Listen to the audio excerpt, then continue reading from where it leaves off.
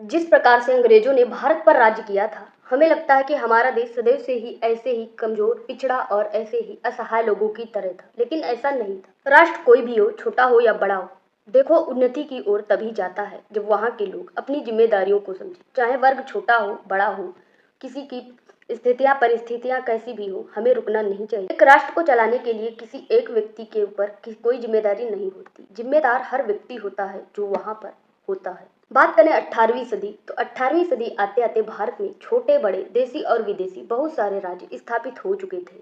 बंगाल, अवध और दक्षिण छोटे छोटे राज्यों ने अपनी स्वतंत्रता स्थापित कर ली। भारत में उत्तर और पश्चिम से विदेशी आक्रमण होने लगे। सन 1739 में नादिर शाह भारत आए और उसने दिल्ली को जिस प्रकार से लूटा, वह बयां करना बहुत कठिन लगता है, क्योंकि वो उस समय था कि जब दिल्ली को उसने वीरान कर दिया था। कोई कुछ कहने वाला तो था ही।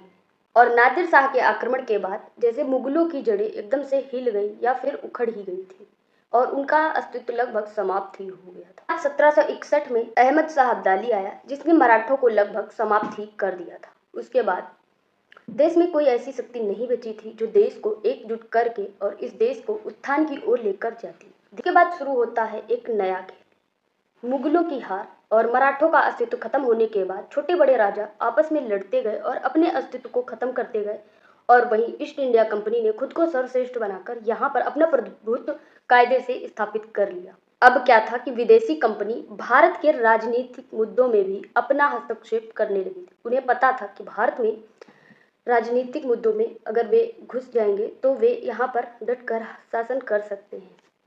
अब जब यूरोप में राष्ट्रवाद चल रहा था, तो भारत में लोग भक्तिवाद और लोकवाद में डूबे हुए थे। वे लोग विदेशों में हो रहे विकासों को नजरअंदाज कर रहे थे और राज्य और भारत के जो उच्च वर्ग थे, वे करोड़ों रुपयों की संपत्ति अपने ऐशो आराम में लगाए हुए थे। किसी को किसी से कोई परवाह नहीं थी। लोगों ने अपने व्यापारों पर ध्यान नहीं दिया। वे तो बस विदेशों से बनी निर्मित चीजों का उपयोग करने लगे और अपने व्यापार को धीरे धीरे छोड़ते जा रहे। वहीं जब यूरोप में पुस्तकों को मुद्रालय द्वारा छापा जा रहा था, उस समय भारत में हस्तलिखित किताबों का ही उपयोग किया जा रहा था। उदाहरण के लिए अकबरनामा और बाबरनामा। उधर यूरोप में औद्योगिक क्रांति के लिए नई नई चीजों का निर्माण किया जा रहा था। लड़ाई के लिए नए नए अस्त्र बनाए जा रहे थे। हल्की तोपें, बारूद के गोले आदि का निर्माण किया जा रहा था। वहीं भारत में लोग अभी भी पैदल, हाथी, घोड़ा और भारी भारी तोपों के साथ अभी भी रह रहे थे। यही सब छोटे छोटे कारण थे जो हमें उस समय अपनी स्थिति को कमजोर करने के लिए मजबूर करते गए। बात ऐसा भी नहीं था कि एकदम से व्यापार आदि बंद हुआ था, लेकिन हाँ, यूरोप की अपेक्षा थोड़ा कम था। विज्ञान और प्रौद्योगिकी में भी भारत भी कर रहा था।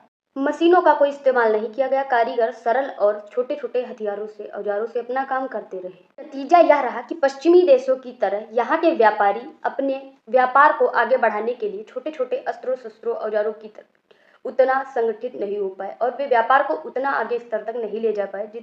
इसके अलावा जब यूरोपीय नाविक नए नए देशों की खोज कर रहे थे, तब भारत में बाहर से नए नए यात्री आ रहे थे। वे लोग अपनी नौसेना आदि को सुदृढ़ बनाने के लिए दूसरों पर निर्भर हो गए। वे विदेशी जहाजों पर पूर्ण तरीके से निर्भर थे, न कि अपने संगठन को मजबूत करने में। अब क्या था, भारत के साथ उन लोगों ने व्यापारिक संबंध बनाए और धीरे धीरे आयात निर्यात में वे भागीदार होते चले गए। मुगलों को लगा कि शायद वे जब विदेशी कंपनियों को संरक्षण और सहायता प्रदान करेंगे तो उन्हें आगे तरक्की मिलेगी, और इस तरीके से उन्होंने उनका संरक्षण और प्रोत्साहन भी किया, न कि भारत के व्यापारी और कारीगरों पर ध्यान दिया। अब धीरे धीरे भारत की आर्थिक स्थिति कमजोर होती गई। वे उस तरीके से बाहर से विदेशी व्यापार नहीं कर पाए जिस तरीके से वे नाविक, समुद्री और अन्य चीजों में थोड़ा थोड़ा करके पिछड़ते चले गए। इसी प्रकार विज्ञान और प्रौद्योगिकी में धीरे धीरे भारत अन्य देशों की अपेक्षा थोड़ा थोड़ा पिछड़ता चला गया, क्योंकि मुगल शासक वर्ग ने उन्हीं बातों पर दिलचस्पी दिखाई जो उनके दिलचस्प और भोग विलास की तत्कालीन वस्तुएं थी। भविष्य को निर्धारित करने वाली बातों के प्रति उनमें कोई भी जागरूकता नहीं थी। उन्हें भारत के भविष्य से कोई फर्क नहीं पड़ता था।